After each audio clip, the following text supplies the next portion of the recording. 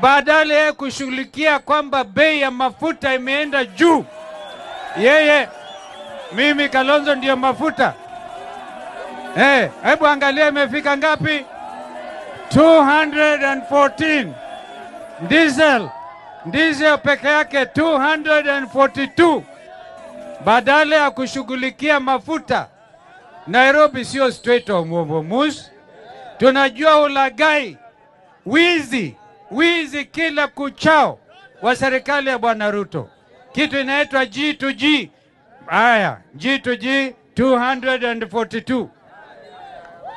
Huyo ni Kalonzo. Mafuta ni Kalonzo. Kwa hivyo lazima uwe issue oriented. Tafuta vile utateremsha bei ama gharama ya maisha. Na tunajua hawezi.